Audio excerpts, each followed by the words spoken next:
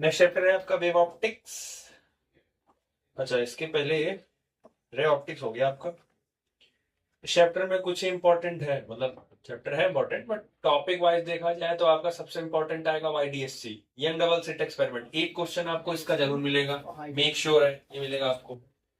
दूसरा, आपको लास्ट में मैक्सिमम मिनिमा निकलवाया जाएगा, तो उसका फॉर्मूला कब मिनिमा मिलता है कब मैक्सिमम मिलता है वो आपसे पूछेंगे। और बहुत अगर होगा तो आपसे इंटरफेरेंस फॉर्मूला और उसकी इंटेंसिटी पूछी जाती है। बाकी एक्सप्लेनेशन में स्टार्टिंग आपका हाइगेंस प्रिंसिपल है, अगर उसको एक्सप्लेन करना होगा तो थ्योरी पोर्शन में हाइगेंस आएगा, अगर आना भी होगा कि एक्सप्लेन हाइगेंस थ्योरी, वो एक्सप्लेन करने देगा। ठीक है।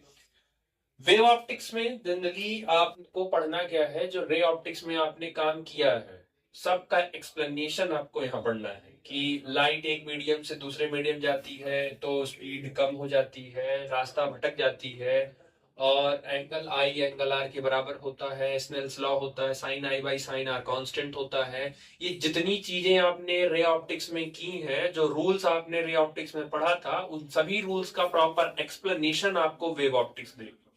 दूसरा और पहला इंपॉर्टेंट वेव ऑप्टिक्स में क्लियर रखिए कि उसमें ये नहीं बताया जा रहा है कि लाइट वेव नेचर का है कि लाइट पार्टिकल नेचर का, ऐसा कुछ नहीं है। नाम है वेव ऑप्टिक्स, बट ये एक मेंटेलिटी सेट रहती है कि वेव ऑप्टिक्स में लाइट का वेव नेचर पढ़ते हैं और रे ऑप्टिक्स में लाइट का पार्टिकल, ऐसा कुछ नहीं है, तो वो थोड़ा सा ध्यान रखिएगा। ठीक है।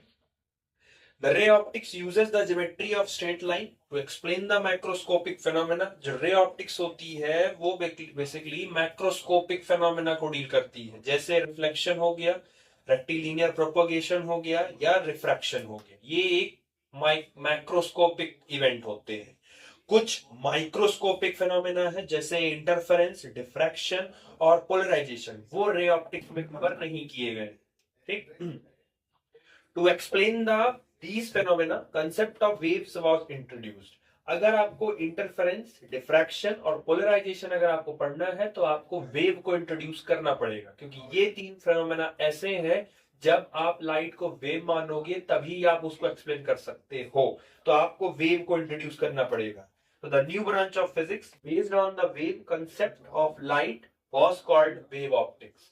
फिजिक्स की वो ब्रांच जिसमें हम वेव के कंसेप्ट, लाइट के वेव कंसेप्ट पढ़ते हैं, लाइट के वेव नेचर को जिसमें हम बेसिकली पढ़ते हैं, उसको बोलते हैं वेव ऑप्टिक्स। ये एक पर्टिकुलरली निकाला गया है, ब्रांच बनाई गई है। अब ये नहीं है कि पूरा वेव ऑप्टिक्स बस पार्टिकल उसके वेव नेचर पे है, ऐसा नहीं है। वेव ऑप्टिक्स के अंदर एक छोटा सा पार्ट आप पढ़ोगे कि जब लाइट किस तरह बिहेव करेगा वेव की तरह, वो तो एक छोटा सा पार्ट है, पढ़ोगे इसी चैप्टर वेव ऑप्टिक्स में। उसके अलावा भी बहुत सारी चीजें हैं जो आप वेव ऑप्टिक्स में पढ़ोगे। तो ये जो कंफ्यूजन आती है कि वेव ऑप्टिक्स में हम लाइट के वेव नेचर को पढ़ते हैं, ये 40% ही पढ़ रहे हो आप, बाकी 60% अभी और चीजें हैं जो आपको पढ़नी है वेव में। According to wave theory of light, light is a form of energy, everyone knows, which travels through a medium in the form of transverse wave motion। जो भी किसी मीडियम के थ्रू अगर ट्रेवल करती है तो ट्रांसवर्स वेव बना के, छोटे रहे होगे तो दो तरीके का वेव पढ़ाया जाता था, एक ट्रांसवर्स वेव, एक लॉन्गिट्यूडनल वेव। दोनों को आप जरा, ये होमवर्क है, जाके आप सर्च करिएगा कि ट्रांसवर्स वेव क्या होता है, लॉन्गिट्यूडनल वेव क्या होता है। तो उसमें लाइट आपका जो होता है वो ट्रांसवर्स वेव होता है, तो वो क्लियर हो जाएगा, उसका खुद से भी करो। नेक्स्ट है आपका nature of light. Various theories about the nature of light have been proposed from time to time। Two main theories are, light के नेचर के बेसिस पर बहुत सारी थ्योरीज आई, बट आपको सिर्फ दो थ्योरी मेन पढ़ाई जा रही है, क्योंकि इन दो थ्योरीज से कुछ ना कुछ आपको मिला। सबसे पहला है Newton corpuscular theory of light. Obvious है, इनकी पढ़ाई ही जाएगी, भाई न्यूटन है तो इनका तो गलत सही, इनका तो पढ़ाना ही पढ़ाना है। दूसरा हाइगेंस वेव थ्योरी। हाइगेंस कह सकते हो बहुत छोटे साइंटिस्ट थे, बहुत ज्यादा छोटे थे, बहुत ज्यादा नामी गिनामी नहीं थे, लेकिन इन्होंने कुछ ऐसा बता दिया था जो न्यूटन के थ्योरी को गलत पूरी तरीके से साबित हो रहा था वो। तो बाद में एक्सपेरिमेंट करने के बाद पता चला कि नहीं, हाइगेंस ने बात बता दी है, पहले ही बात बताई थी, बट उसको लोगों ने एक्सेप्ट नहीं किया था, लेकिन क्योंकि उसने बात बताई थी और सही बात बताई थी, इसलिए बाद में हम सिलेबस में उसको पढ़ाते हैं। फर्स्ट है आपका Newton corpuscular theory, that is 1675 में इस थ्योरी को प्रपोज किया गया था। इस थ्योरी में कुछ पॉइंट्स न्यूटन ने कहे थे, जैसे पहला पॉइंट है light consist of teeny particles called corpuscles which are emitted by the luminous object. वो ये कह रहे हैं कि किसी भी luminous object जो ऑब्जेक्ट कोई भी ऐसा ऑब्जेक्ट जिसके अंदर लाइट चमक रही हो, जिसके अंदर लाइट निकल रही है, जैसे बल्ब आपका luminous होता है, कोई भी बल्ब हो गया नॉर्मल, जुगनू आप एक लुमिनस ऑब्जेक्ट कह सकते हो। तो लुमिनस का मतलब होता है जिसके अंदर से लाइट इमिट हो रही है, that is called luminous object. तो जो लुमिनस ऑब्जेक्ट होता है उसके अंदर से अगर लाइट निकल रही है तो वो निकलती है इन द फॉर्म ऑफ कॉर्पस्कल्स के फॉर्म में निकलती है। और शायद आपको याद होगा dual nature of light and radiation में आपने पढ़ा था कि जब जो भी कोई लाइट होता है पार्टिकल नेचर होता है तो एक्चुअल में वो जो लाइट निकलती है वो क्वांटा के रूप में निकलती है या वो फोटॉन के रूप में निकलती है, और वो उसी चीज को बोल रहे हैं कि वो कॉर्पस्कल्स के रूप में निकल रही है। दोनों बातें सेम ही है। Corpuscles are elastic, rigid and massless particle of different shape and size. As it is वो उसका elaborate भी कर दिए हैं। Corpuscles elastic, rigid, massless particle होता है different shape and size का। Corpuscles travel in straight line with different speed in different medium. Obvious है, जो लाइट है क्योंकि वो कॉर्पस्कल के फॉर्म में ट्रेवल कर रही है तो अलग अलग मीडियम में उसकी स्पीड भी अलग अलग होगी। Speed of light in denser medium is more, point to be noted, speed of light in denser medium is more. ये इनकी थ्योरी ये कह रही है कि डेंसर मीडियम में लाइट की स्पीड ज्यादा होगी than speed of light in the rarer medium according to, यानी न्यूटन की कॉर्पस्कल थ्योरी में न्यूटन ने ये कहा था कि जो डेंसर मीडियम होगा उसमें लाइट की स्पीड ज्यादा होगी और रेयरर में लाइट की स्पीड कम होगी, वो ये बोले थे। वो बाद में, अब ये यही गलत हो गया, आगे आप जान रहे हो क्या होगा ये। तो बाद में क्या है, 1850 में एक साइंटिस्ट आए दैट इज कॉल्ड फोकाल्ट। फोकाल्ट ने इसको एक्सपेरिमेंटली प्रूव किया कि डेंसर मीडियम में लाइट की स्पीड कम होती है कंपैरिजन टू रेयरर मीडियम। मतलब कि फोकाल्ट ने एक्सपेरिमेंटली प्रूव कर दिया कि न्यूटन ने जो कहा है वो गलत है। न्यूटन ने कहा था कि डेंसर मीडियम में लाइट की स्पीड ज्यादा होती है और रेयरर में लाइट की स्पीड कम होती है। फोकाल्ट ने इसको गलत साबित कर दिया कि ऐसा नहीं होता है, डेंसर मीडियम में लाइट की स्पीड कम होती है, रेयरर मीडियम में लाइट की स्पीड ज्यादा होती है। ये फोकाल्ट ने 1850 में उनको गलत साबित कर दिया। Next point, the corpuscles carry energy and momentum with them. जो कॉर्पस्कल होता है वो अपने साथ एनर्जी और मोमेंटम लेके चलता है। With the strike retina of the I they produce a sensation of vision. जब हमारे आंख की रेटिना पर पड़ता है तो वो एक सेंसेशन ऑफ विजन देता है जिसकी वजह से आप किसी भी ऑब्जेक्ट की इमेज को आप देख पाते हो। द कॉर्पस्कल्स ऑफ डिफरेंट कलर्स और ऑफ डिफरेंट साइजेस। जो कॉर्पस्कल्स होते हैं वो डिफरेंट कलर्स के होते हैं, डिफरेंट साइजेस के होते हैं। और red corpuscles are larger than blue coloured corpuscle. जो रेड कलर वालों की कॉर्पस्कल्स होते हैं, जो लाइट होती है, उनका साइज बड़ा होता है कंपैरिजन टू ब्लू वाले कंपैरिजन। ठीक, अब इनकी थ्योरी क्या क्या एक्सप्लेन कर ली गई, क्या क्या संभाल ली गई। पहला theory explain, rectilinear propagation of light because corpuscles are rigid particle. इनकी थ्योरी रेक्टिलिनियर प्रोपोगेशन को एक्सप्लेन कर ली गई क्योंकि ये एक रिजिड पार्टिकल था, इसलिए एक्सप्लेन कर ली गई। Reflection of light with the help of this theory or concept that is elastic collision. Reflection of light को भी इनकी थ्योरी एक्सप्लेन कर ली गई। रिफ्लेक्शन ऑफ लाइट में आपने क्या पढ़ा था कि कोई भी लाइट किसी भी एंगल पर किसी भी प्लेन सरफेस पे पड़ती है, वहां नॉर्मल वो उतने ही एंगल पर वो रिफ्लेक्ट कर जाती है। तो ये सेम न्यूटन की कॉर्पस्कल थ्योरी भी एज इट इज काम कर गई। एज इट इज जैसे थी वो, क्योंकि मोमेंटम होता है, एनर्जी कंजर्व करके रखता है, तो as it is rule follow कर गए, ये भी एक्सप्लेन कर ले गए वो। तीसरा आता है refraction of light explain because he assume that speed of light in denser medium is मोर। इन्होंने रिफ्रैक्शन वाले फेनोमेना को भी एक्सप्लेन किया, जो उन्होंने अभी पहले बोला था कि डेंसर में होता उसको भी एक्सप्लेन किया। ऐसा नहीं है कि खाली बस बोल दिए। ये आपका मान लीजिए रेयरर मीडियम है और ये मान लीजिए आपका डेंसर मीडियम है। अब क्योंकि उन्होंने कहा था कि डेंसर में लाइट की स्पीड ज्यादा होगी और रेयरर में लाइट की स्पीड कम होगी, तो सिर्फ बोला ही नहीं था न्यूटन ने उसका एक्सप्लेनेशन भी दिया हुआ कैसे। क्योंकि जो आपका लाइट है, जो लाइट है वो कॉर्पस्कल्स की फॉर्म में आ रहा है। मतलब कि आप ऐसे ये समझो, ये लाइट है, इसी को बोल रहे हैं ये कॉर्पस्कल्स की फॉर्म में आ रहा है। सॉलिड होता है, रिजिड होता है, तो ये कॉर्पस्कल है, ये लाइट आ रही है। बाद में इसी को आप ना बना के सीधे आप एक स्ट्रेट है, सभी की सेंटर्स को जब आप ज्वाइन कर देते हो तो आप सीधे सीधे एक स्ट्रेट लाइन आप वहां पर ड्रॉ कर देते हो, क्योंकि यहां मीडियम चेंज हो रहा है। अब ध्यान देना, रेयरर में जो और अदर पार्टिकल्स होते हैं, क्योंकि रेयरर में जो और अदर पार्टिकल्स होते हैं वो होते हैं दूर दूर, एक दूसरे से काफी दूर दूर। तो जब दूर दूर होते हैं तो इस कॉर्पस सेल्स पर वो किसी भी तरीके का कोई एक्सटर्नल फोर्स अप्लाई नहीं कर पाते, क्योंकि रेयरर में ऑलरेडी मॉलिक्यूल दूर दूर है। तो इस कॉर्पस सेल के ऊपर कोई फोर्स अप्लाई नहीं होता। तो कोई फोर्स अप्लाई नहीं हो रहा है, तो आपके ऊपर कोई धक्का नहीं लगा रहा है, आपको कोई पुश नहीं कर रहा है, तो बेसिकली आपकी स्पीड कम होगी कि ज्यादा? कम होगी। ठीक है, आपकी स्पीड कम होगी, और अगर कोई आपको धक्का दे रहा हो तो आपकी स्पीड ज्यादा होगी। तो ये बेसिकली कहा है। अब जब आप डेंसर मीडियम में जाते हो तो मेक श्योर है डेंसर मीडियम में जो पार्टिकल्स होंगे वो काफी क्लोज क्लोज ही रहेंगे, वो सब पास पास ही रहेंगे डेंसर मीडियम में, क्योंकि तभी वो डेंस है। और जैसे ही आपका कॉर्पिसल मीडियम चेंज करके जैसे ही उतरा, मान लो पहला कॉर्पिसल उतरा, तो इस कॉर्पिसल के ऊपर चारों तरफ से फोर्स लगना स्टार्ट हो जाता, इधर भी इधर भी इधर भी। मतलब जितने भी पार्टिकल होते हैं, जितने भी पार्टिकल होते हैं, हाँ, डेंसर मीडियम में क्या है, पार्टिकल ज्यादा होते हैं। पार्टिकल ज्यादा होने की वजह से जो ये कॉर्पस जब वो अपना मीडियम चेंज करके उतरता है, तो ज्यादा पार्टिकल होने की वजह से इस कॉर्पस पे सब लोग फोर्स लगाना स्टार्ट कर देते हैं, क्योंकि लोग ज्यादा हैं। आप किसी ऐसी जगह खड़े हो जहां आपके चारों तरफ 8 से 10 लोग खड़े हैं, तो अगर आप 10 लोग के बीच में खड़े हो तो मेक श्योर है जब वो चलेंगे तो आपको धक्का देंगे तो आपकी स्पीड ज्यादा हो ही जाएगी।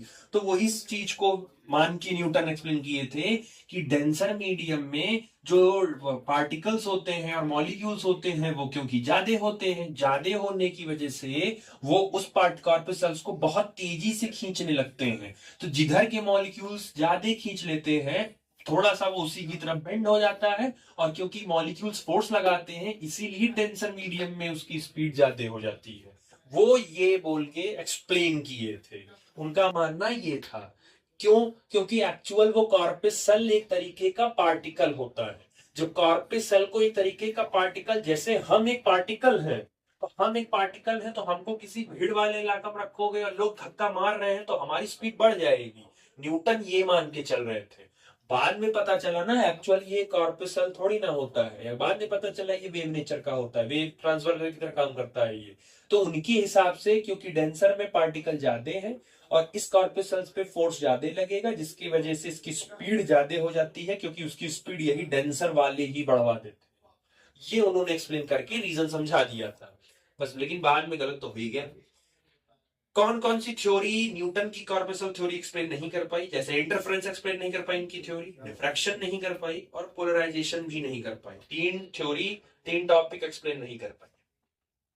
सेकंड, नेक्स्ट थ्योरी आती है आपकी Huygens wave theory of light, that is 1678। Newton की कॉर्पसल थ्योरी के 3 साल के बाद ही हाइगन्स ने दे दिया।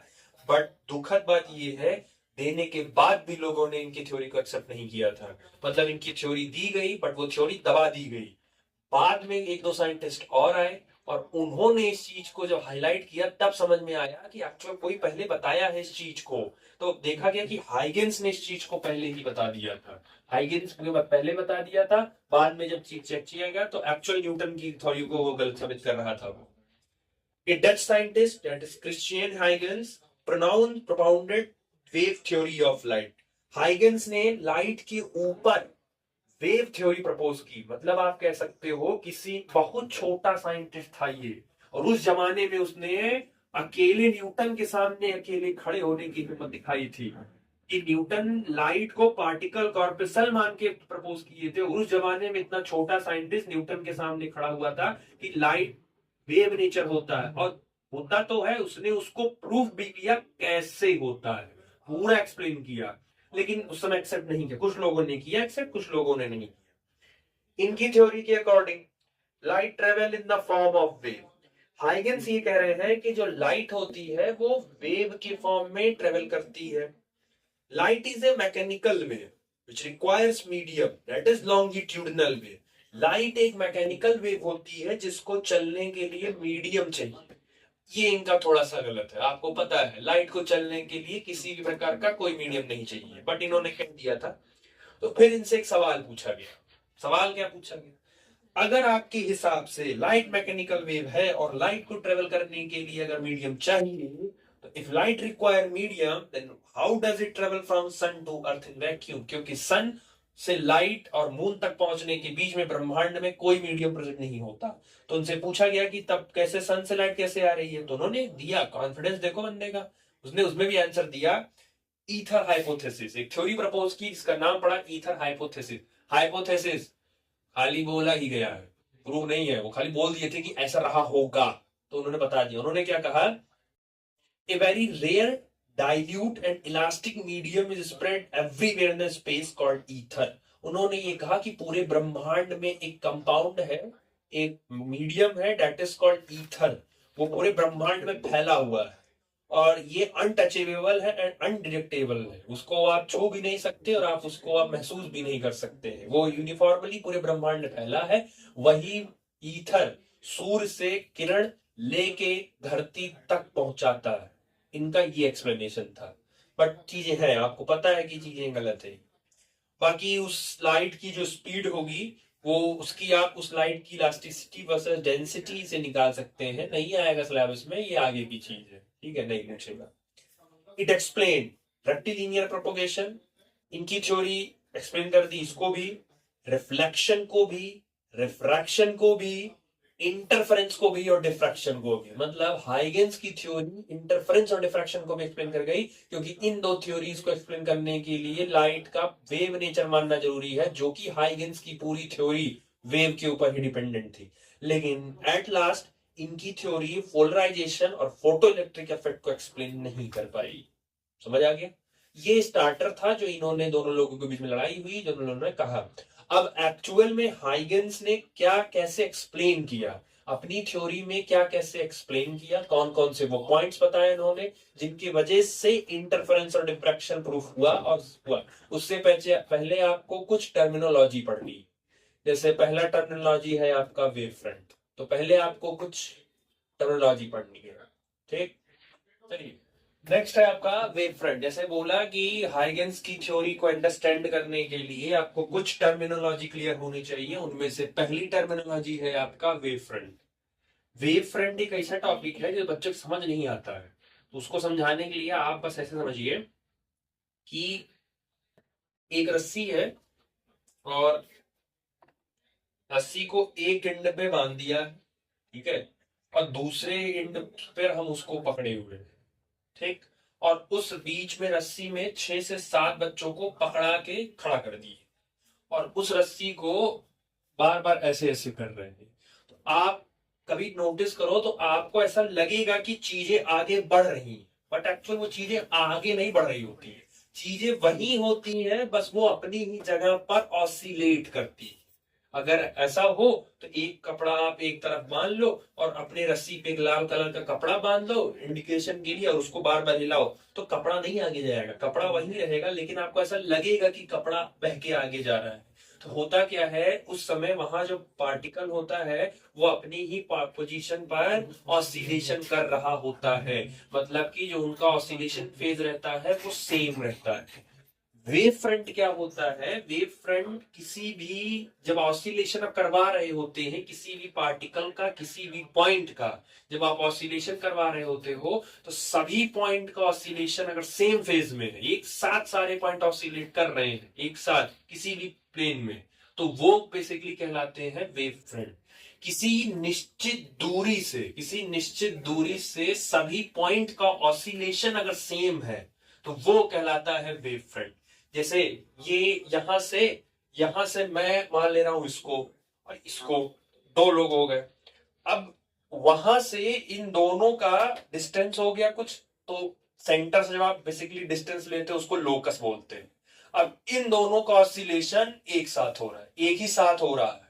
तो जब एक साथ किसी भी फिक्स्ड डिस्टेंस से पार्टिकल का फेज जो होता है अगर वो सेम है तो उसी को बोलते हैं वेव फ्रंट, ठीक है। तो जो डेफिनेशन लिखे हो, it is the locus of point having the same phase of oscillation. Locus of point का मतलब है किसी निश्चित दूरी से किसी भी पॉइंट का ऑसिलेशन जब सेम फेज होते हैं। आपने पॉइंट डिसाइड कर दिया, उस पॉइंट से आपने पार्टिकल डिसाइड कर दिया, और दो पार्टिकल या दो से ज्यादा पार्टिकल, सभी पार्टिकल्स का अगर फेज ऑफ ऑसिलेशन सेम है तो वो कहलाता है वेव फ्रंट। ठीक, फेज शायद आपको याद होगा, आप एसी पढ़ के आए हैं, वहां फेज था आपके पास, जब आपके पास सिर्फ इंडक्टर होता था, तो इंडक्टर के केस में V is equal to v naught sine omega t, ये बेसिकली तो यही ओमेगा टी ही आपका फेज होता था। अगर रजिस्टर और कैपिल इंडक्टर अगर दोनों साथ है, रजिस्टर इंडक्टर का कॉम्बिनेशन है, एल आर अगर सर्किट है, तो आप बताओ एल आर में कौन आगे चलता था? करंट की पोटेंशियल, करंट की पोटेंशियल कौन आगे चलता था? करंट की पोटेंशियल, पोटेंशियल एलआर के केस में पोटेंशियल आगे चलता था, 90 डिग्री आगे चलता था। तो उसके लिए आप लिखते थे V is equal to v naught sine और फिर omega t plus pi by two, यही आपका फेज था। साइन के साथ जो एंगल लिखते थे इसी को बोलते हैं फेज। तो दो, अब जैसे जब खाली आर होता था, खाली आर, तो खाली आर होता था, रजिस्टर होता था, तो उसके लिए लिखते थे I is equal to i naught sine omega t. तो इसमें देखो करंट का और पोटेंशियल का दोनों का फेज सेम है, मतलब इन दोनों के लिए वेव फ्रंट यूज कर सकते हो कि इस केस में दोनों का फेज डिफरेंस 0 है और फेज सेम है। तो किसी भी निश्चित पॉइंट से, निश्चित लोकस से किसी भी पॉइंट का जब पार्टिकल का वाइब्रेशन अगर सेम फेज का है तो वो कहलाता है वेव फ्रंट। ठीक, A wavelet is the point of disturbance due to propagation of light। अब वेवफ्रंट के अंदर आता है वेवलेट। वेवलेट क्या होता है? वेवलेट एक डिस्टरबेंस पॉइंट होता है जिसकी वजह से ही उसका ऑसिलेशन फेज सेम होता है, उसी की वजह से। जैसे ये है, तो ये जब मैंने किया इन दोनों का फेज सेम किया, तो ये जो ऊपर नीचे बार बार हो रहा है, ये अपने आप में एक वेवलेट होता है, इंडिविजुअल एक वेवलेट होता है। जब कॉम्बिनेशन की बात करते हो तो वो वेव फ्रंट होता है, समझ आए? एक सिंगल की बात जब की जाती है तो वो वेवलेट होता है, जब कॉम्बिनेशन ऑफ वेवलेट होते हैं तब वेव फ्रंट बनता है। मतलब वेव फ्रंट कभी अकेला एग्जिस्ट नहीं करेगा, कॉम्बिनेशन ऑफ वेवलेट आप वेव फ्रंट। समझने के लिए आपकी अंडरस्टैंडिंग अच्छी रहेगी कि एक वेव फ्रंट मतलब एक प्लेन होता है, और उस प्लेन को बनाने के लिए छोटा छोटा पॉइंट चाहिए, वो छोटा छोटा पॉइंट होता है वेवलेट। ठीक, A line perpendicular to a wave front is called ray। Wave front के जो परपेंडिकुलर लाइन निकलती है उसी को हम बोलते हैं रे, जो कि आप पिछले चैप्टर में यूज किए। ठीक है, अब समझने के, मान लो ये आपका एक पॉइंट ऑब्जेक्ट है, पॉइंट ऑब्जेक्ट है जिससे लाइट इमिट हो रही है, जिससे लाइट निकल रही है। आपसे बोला गया कि इसके अंदर से जो लाइट इमिट होगी तो वेव फ्रंट बनेगा। वो जो वेव फ्रंट होगा वो परपेंडिकुलर होगा, वे जो भी लाइन आप बनाओगे वो परपेंडिकुलर होगा। जैसे इस पॉइंट सोर्स से लाइट निकलेगी, चारों तरफ निकलेगी।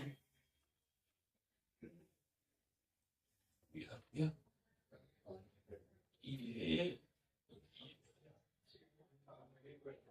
समझो ये एक बल्ब है, जो बल्ब ऐसे लटकाया है, तो जो बल्ब लटकाओगे तो बल्ब से उजाला आपको चारों तरफ मिलेगा। अब समझो, अभी वेव फ्रंट समझ में आ जाएगा।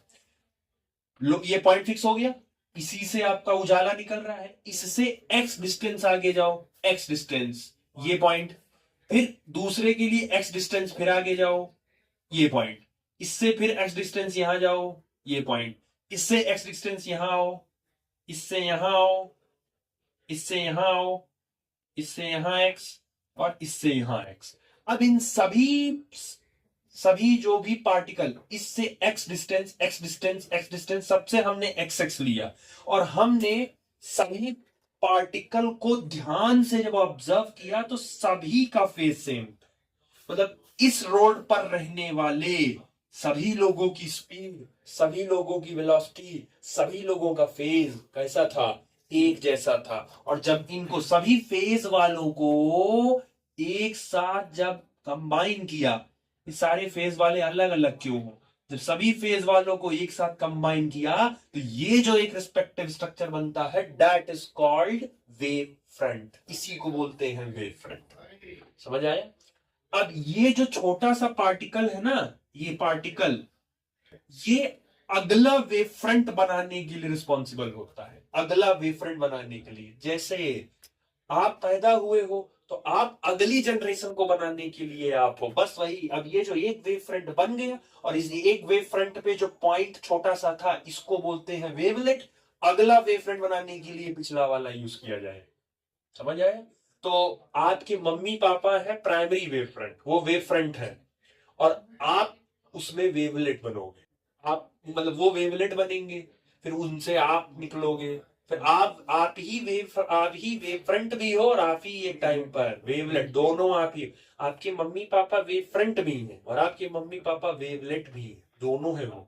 शायद जब तक आप हुए नहीं तब तक तो वेव फ्रंट थे वो, लेकिन जैसे ही आप हो गए वो वेवलेट हो गए, क्योंकि आपको लाने के लिए ही वो इन्वॉल्व हुए थे। अब जैसे अब आपको दूसरा करना है, तो समझो इसी पॉइंट से, इसी पॉइंट से मैं वाई डिस्टेंस ऊपर जा रहा हूं, तो वाई डिस्टेंस ये आया। ध्यान सुनना, यहीं से वाई डिस्टेंस यहां, यहीं से वाई डिस्टेंस यहां, यहीं से वाई डिस्टेंस यहां, और वाई डिस्टेंस यहां, वाई डिस्टेंस यहां, वाई यहां, और वाई यहां। अब फिर से हमने चेक किया, ये जितने भी पॉइंट सोर्स से वाई डिस्टेंस दूर जितने भी पार्टिकल प्रेजेंट थे, उन सभी की वेलोसिटी, स्पीड, इंटेंसिटी और उनका फेज सेम था। तो हम बोले कि जब फेज सेम है तो उतना अलग अलग क्यों है, मिलाओ सबको एक साथ। तो सभी सेम फेज वालों को एक साथ वापस मिला दिया गया, और जब मिलाया गया तो ये बन गया आपका सेकेंडरी वेव फ्रंट। समझ आया? समझ आया? यही है आपका सेकेंडरी वेव फ्रंट। समझ आ गया? अब आपने सेकेंडरी वेव फ्रंट पहले के रिस्पेक्ट में बनाई है ना, तो वो कह रहे हैं इतना हाइगन समझाएंगे भी, वो कहेंगे इतना लंबा मत जाओ कि एक बार आपने बनाया फिर आप स्टार्टिंग से शुरू कर रहे हो। इसका सबसे बड़ा एग्जांपल, नीट का पेपर आप दे रहे हैं, 720 मार्क्स का है, 6590 नंबर आ गया, आपका सिलेक्शन नहीं हुआ, आप अगली बार पेपर दिए, तो जनरली होता नहीं है ऐसा।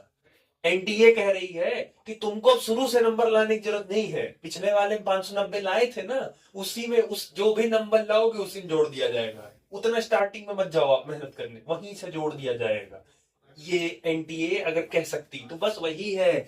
हाइगन्स ने कहा प्राइमरी वेव फ्रंट तो बना लिए हो, सेकेंडरी वेव फ्रंट बनाने के लिए वापस स्टार्टिंग पॉइंट पे मत जाओ। प्राइमरी वाला जो है ना, वो प्राइमरी वाले का वेवलेट, प्राइमरी वाले का जो छोटा छोटा पॉइंट, प्राइमरी वेव फ्रंट के सारे पॉइंट सेकेंडरी वेव फ्रंट को बनाने में रिस्पॉन्सिबल है वो। मतलब प्राइमरी वाला सेकेंडरी वेव फ्रंट को बनवा सकता है, उसकी चिंता नहीं करनी है आपको। आपको फिर से स्टार्टिंग पे नहीं जाना है कि आप फिर से वापस आइए यहाँ से वाई डिस्टेंस, इतना जो है यही प्राइमरी वाला वेव फ्रंट के जितने पार्टिकल हैं, प्राइमरी वेव फ्रंट के जितने पार्टिकल है, सब के सब सेकेंडरी वेव फ्रंट बनाने के लिए रिस्पॉन्सिबल हो सकते हैं। हो जाए? और प्राइमरी वेव फ्रंट के अंदर जितने पार्टिकल होते हैं सब का नाम रख दिया गया वेवलेट। मतलब प्राइमरी वेव फ्रंट में जितने वेवलेट होते हैं वो सेकेंडरी वेव फ्रंट को बना सकते हैं। समझ आए?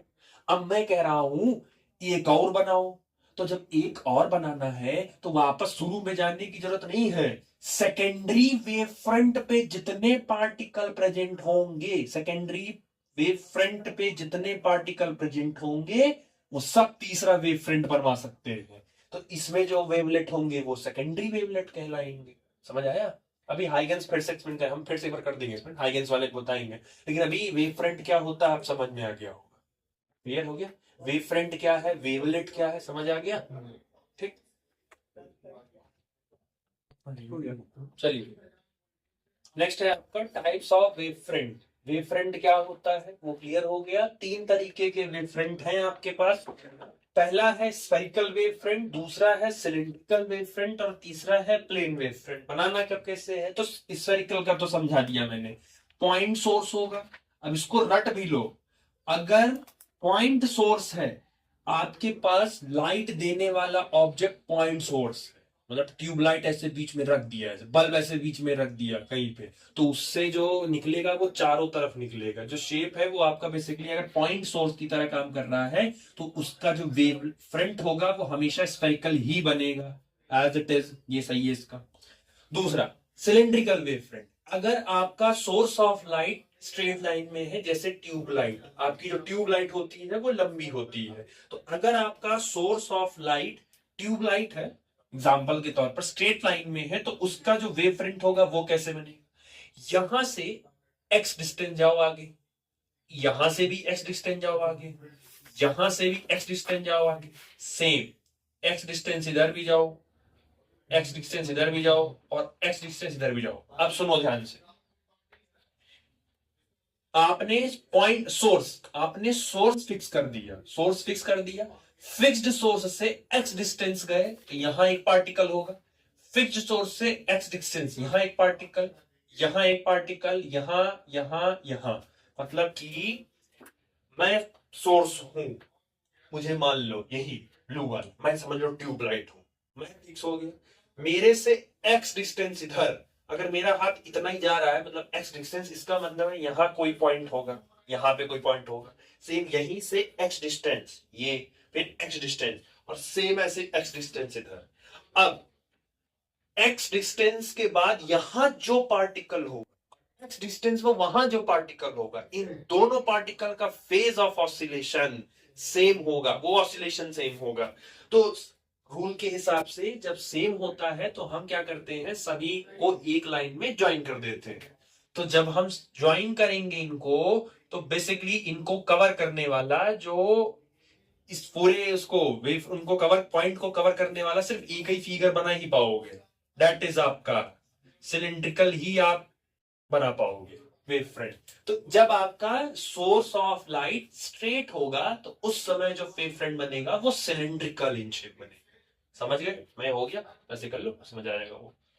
तीसरा है wave plane wave front. Plane wave front का मतलब है अगर आपकी लाइट, ऑलरेडी आपका लाइट सीधे चल रहा है। अच्छा, एक चीज और उन्होंने कहा था, वेव फ्रंट के परपेंडिकुलर डिस्टेंस रे कहलाती है, रे। अगर ये ट्यूब लाइट है, अगर ये ट्यूब लाइट है तो इससे लाइट निकलेगी कि नहीं निकलेगी?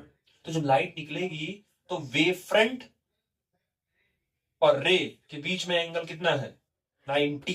ये उन्होंने कहा था कि वेव फ्रंट, ये देखो ध्यान से यहां, ये देखो वेव फ्रंट और ये जो लाइट निकल रही है, इमिट हो रही है, तो इमिटेड लाइट और वेव फ्रंट के बीच में हमेशा एंगल 90 परपेंडिकुलर ही होगा। और इसी इमिटेड लाइट को ही आपने, जो लाइट, जो लाइन वेव फ्रंट के परपेंडिकुलर नहीं होगी वो रे नहीं कहलाएगा। रे ऑप्टिक्स में तो डायरेक्ट आपने कह दिया था रे। उस रे को भी वेव, इस चैप्टर ने एक्सप्लेन किया कि रे हर कोई रे नहीं बनेगा, रे वही बनेगा जो वेव फ्रंट के परपेंडिकुलर होगा। ठीक है? अब और बेस है, अगर ये लाइट का रे है, मतलब अगर ये लाइट है पैरेलली ट्रेवल कर रही है, इसका जो वेव फ्रंट बनेगा वो परपेंडिकुलर होना चाहिए। तो इसका परपेंडिकुलर आप बेसिकली ऐसे ही बना पाओगे, प्लेन। तो अगर लाइट पैरेलल है या लाइट इनफाइनाइट से आई है, क्योंकि इनफाइनाइट से लाइट कैसे आती है? पैरेलल आती है। तो अगर लाइट पैरेलल आ रही है या इनफाइनाइट से लाइट आ रही है तो वहां पे जो वेव फ्रंट बनाओगे वो आप पैरेलल बनाओगे, क्योंकि आपके वेव फ्रंट और लाइट के बीच में जो एंगल है वो कितना होना चाहिए? 90। तभी आप इस लाइट को क्या नाम देंगे? आप रे, तभी आप उसको रे कह पाएंगे। समझ आया? ठीक, चलिए। अब शेप्स आपको वेव फ्रंट के कुछ पर्टिकुलर केसेस, ये इंपॉर्टेंट है, पेपर में आएगा तो आना होगा तो पूछेंगे ये कि क्या है। सेम है, कुछ बुद्धि मत लगानी है, रट्टा मान लो, सीधे डायरेक्ट रट्टा मान लो। रिफ्लेक्शन के केस में आप क्या करते थे? रिफ्लेक्शन के केस में आप लाइट को इंसिडेंट करते थे, आप नॉर्मल ड्रॉ करते थे और आप फिर यहां कर देते थे। तो रिफ्लेक्शन के केस में आप इसको बोलते थे इंसिडेंट रे, बट यहां आप इसको इंसिडेंट रे नहीं बोलेंगे, आप इसको बोलेंगे इंसिडेंट वेव फ्रंट। मतलब कि अब जरा समझो कहानी, आज तक कभी रे इंसिडेंट ही नहीं हुई, हमेशा प्लेन सरफेस पर पूरा का पूरा वेव फ्रंट ही इंसिडेंट करता है, लेकिन हम पूरा वेव फ्रंट बना नहीं सकते हैं। तो एक काम है, पूरा वेव फ्रंट तो हम नहीं बना सकते हैं। तो उन्होंने ये कहा कि वेव फ्रंट और हमारे लाइट के बीच में जो एंगल है वो कितना होना चाहिए, वो परपेंडिकुलर होना चाहिए। तो अगर रिफ्लेक्शन इसका, अच्छा इसका अगर वेव फ्रंट बनाना होगा इस लाइट लाइन का, तो ये बना दो, ऐसे ऐसे बना दो। लाइट और वेव फ्रंट के बीच में एंगल कितना होना चाहिए, 90 डिग्री। अगर लाइट और वेव फ्रंट के बीच में एंगल 90 डिग्री हो गया तो जो यहां से गिरा होगा वो रे ही गिरा होगा। तो क्योंकि आज तक कभी रे नहीं गिरती है किसी भी प्लेन सरफेस पर, पूरा इंसिडेंट वेव फ्रंट गिरता है, वो टकराता है और वही रिफ्लेक्ट होके वापस रिफ्लेक्टेड वेव फ्रंट में जाता है। तो क्योंकि इतना बड़ा बार बार हम 10th क्लास में एक्सप्लेन नहीं कर सकते, 11th में भी जब तक आप नहीं पढ़ सकते, तो हम डायरेक्टली बच्चों के आसानी समझने के लिए सीधे सीधे बोल देते हैं कि रे इंसिडेंट किया। रे को भी किसने लेकर, रे को भी कौन बनाया है, वेव फ्रंट बनाया। तो एक्चुअल पूरा का पूरा वेव फ्रंट इंसिडेंट होता है। तो इंसिडेंट वेव फ्रंट टकराया और रिफ्लेक्टेड वेव फ्रंट ये निकल गया। समझ आ गया? ठीक, ये इनका था, बाकी ये रिफ्लेक्टेड वेव फ्रंट है। दूसरा आता है आपका रिफ्रैक्शन। अगर रिफ्रैक्शन पूछा जाएगा तो सेम सेम रिफ्रैक्शन में भी आप वही काम करते थे, शेप ही चेक करनी है कि शेप आप कैसा देते हो। तो ये दो मीडियम हो गया, और ये लाइट पहले बना दो, फिर एज इट इज आप नॉर्मल ड्रॉ करोगे और फिर इसको ऐसे बना दो। तो अब आपको वेवफ्रंट बनाना है, बस रटे रहो। परपेंडिकुलर चाहिए तो बस ऐसे ऐसे खींच दो, ये बन गया। अब इसके इसके देखो, लाइट के और रे इसके बीच में जो एंगल है वेव फ्रंट के, वो हो गया 90 डिग्री। इसका मतलब यहां से रे गई होगी, तो ये इंसिडेंट रे नहीं है, ये इंसिडेंट वेव फ्रंट है और ये रिफ्रैक्टेड वेव फ्रंट है। समझ आया? समझ आया? ठीक, चलो। कॉन्वेक्स लेंस देख लो जरा। तो अब जरा ध्यान समझना इसका। आप बना दो कॉन्वेक्स लेंस। वो इसलिए बोल रहा हूं ना, पेपर में आएगा कि make a wave front using convex lens, the light parallel to the convex lens. वो कहेंगे कि कॉन्वेक्स लेंस से वेव फ्रंट बनाओ अगर लाइट पैरेलल आती है उससे। तो वो सब कंडीशंस हैं, वो उसी को लैंग्वेज में फ्रेम करेंगे आपके सामने वो। अब सुनो, ये बताओ, अच्छा चलो आप पिछली चीजें रिवाइज करते हैं। कॉन्वेक्स लेंस है तो लेंस के पास दो फोकस होगा, दो फोकस होगा तो एक आगे होगा एक पीछे होगा। कॉन्वेक्स का मेन फोकस आगे होता है, उधर होता है, ठीक। अच्छा, अगर आगे होता, क्यों आगे होता है? क्योंकि कॉन्वेक्स लेंस कन्वर्जिंग नेचर का होता है, वो लाइट को एक ही पॉइंट पे क्या कर देगा, ले जाके कन्वर्ज कर देगा। तो अगर मैं प्रिंसिपल एक्सिस के पैरेलल, प्रिंसिपल एक्सिस के अगर मैं पैरेलल लाइट लेके आऊं, पैरेलल, तो आफ्टर रिफ्रैक्शन वो प्रिंसिपल एक्सिस को किस पॉइंट पर काटेगा, फोकस पे काट देगा। अब समझना, समझो इसका वेव फ्रंट कैसे बनेगा। ध्यान से, दो स्टेप में है। ये तो स्ट्रेट लाइन हो गया, स्ट्रेट लाइन का वेव फ्रंट ऐसे बनता है, तो स्ट्रेट लाइन का वेव फ्रंट तो ऐसे बन गया। लेकिन चेक करो, ये लाइट यहां कट गई, तो अगर लाइट यहां एक पॉइंट पे कट गई तो ये फोकस पॉइंट सोर्स बन गया कि नहीं बन गया? और पॉइंट सोर्स का वेव फ्रंट कैसा होता है, स्फेरिकल होता है। तो पॉइंट सोर्स के लिए स्फेरिकल बनाना है।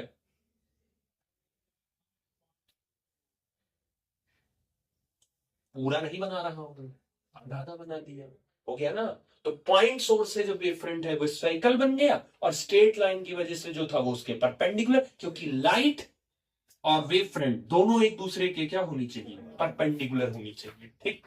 अब जरा कॉनकेव लेंस का चेक करो। तो कॉनकेव, कॉनकेव लेंस का इसका डाइवर्जिंग नेचर होता है और इसका मेन फोकस आगे होता है। अब देखो जरा इनका पैरेलल लाओ, कर दो पैरेलल लाओ जरा। इसको ऐसे तो डाइवर्ज कर देगा, इसको इधर भेज देगा, और सेम इसको इधर लाओ, ये इसको इधर भेज देगा, ये इधर चला गया। अब समझो इनका कि इसको याद है ना, इस लाइट को क्या करते थे, पीछे इसको और पीछे इसको, पीछे एक्सटेंड करो, ठीक है, पीछे एक्सटेंड करो, ये जो पॉइंट आएगा इसी को क्या नाम था। आप समझो दो स्टेप में बनेगा इसका। पहले पहले आप इंसिडेंट वेव फ्रंट का बनाओ, सिर्फ इंसिडेंट वेव फ्रंट का, पहले इंसिडेंट वेव फ्रंट का बना लो, बन गया, इंसिडेंट का बन गया। अब उसके बाद ये जो डाइवर्ज होके गया है इसका बनाओ, तो इसको जब आपने पीछे किया तो ये फोकस पॉइंट सोर्स का काम करके, अब पॉइंट सोर्स के लिए जो बनेगा वो बनेगा स्फेरिकल। यस, समझ में आया, ठीक, चलो चलिए। कॉन्वेक्स मिरर, अच्छा मिरर के केस में उल्टा होता था, पहले कॉनकेव देख लो फिर कॉन्वेक्स समझ में आ जाएगा। कॉनकेव मिरर में आप क्या है, आप कॉनकेव मिरर में ये पैरेलल ले जाओ लाइट, ठीक है, ये कॉनकेव मिरर में पैरेलल गई, रिफ्लेक्शन के बाद लाइट जिस पॉइंट पर कट करेगी वो पॉइंट बन जाएगा फोकस, इधर इधर। अब सुनो, इंसिडेंट वेव फ्रंट का बनाना है, पहले पहले इंसिडेंट का बना लो। ये जो मैं बना रहा हूं ये मैं किसका बनाया हूं, इंसिडेंट का, अभी इंसिडेंट का बनाया हूं, अभी आपको फिर रिफ्रैक्टेड का बनाना है। तो रिफ्रैक्टेड का बनाने के लिए अब फोकस आपका पॉइंट सोर्स हो गया, फोकस के लिए बनाओ, तो जब फोकस के लिए बनाओगे तो सॉरी इधर बनाओगे क्योंकि लाइट इधर जाएगी ना, ये रिफ्लेक्ट होके लाइट जिधर जाएगी उधर ही बनाया जाता है, तो ये रिफ्लेक्ट होके इधर जा रही है, तो अब फोकस के लिए बनाओ, जो पॉइंट सोर्स हो गया, फोकस पॉइंट सोर्स हो गया,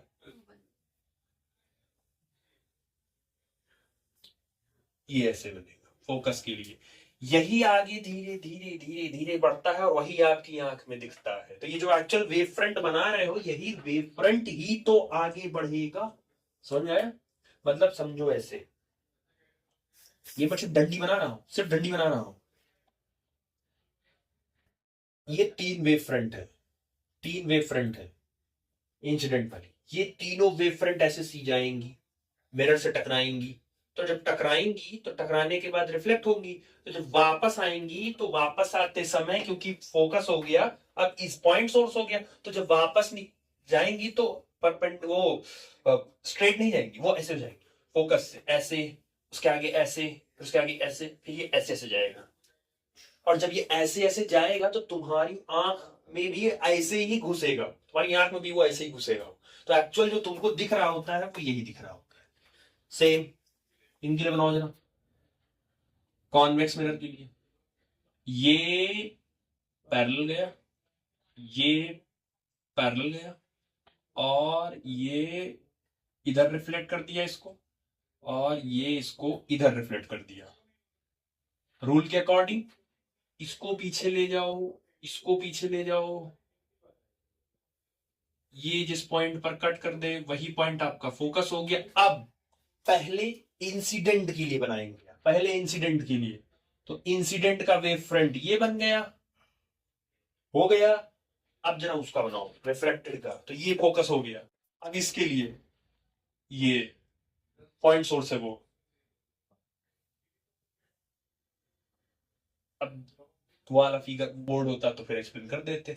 जिस समय आप इंसिडेंट के लिए बनाओगे उस समय आप भूल जाओगे, और जब आप फोकस को स्फेरिकल मान के बनाओगे तो उस समय आप भूल जाओगे कि सामने, क्योंकि कभी टकराता नहीं है, मतलब आता तो ऐसे है, समझो आता ऐसे है लेकिन रिफ्लेक्ट होने के बाद जाता ऐसे है, लेकिन ये दोनों कभी आपस में, वो आएगा फिर ऐसे ही निकलेगा, वो आएगा ये ऐसे ही निकलता है, ऐसे ऐसे चलता रहता है, समझ में आया। टकराने से पहले ऐसे आएगा और टकराने के बाद वो ऐसे निकल के जाएगा, यही आपकी आंख में पहुंचता है तभी आपको दिखता है, समझ आया। ये टोटल 6 केसेस हैं, reflection, refraction, concave lens, convex lens, concave mirror, convex.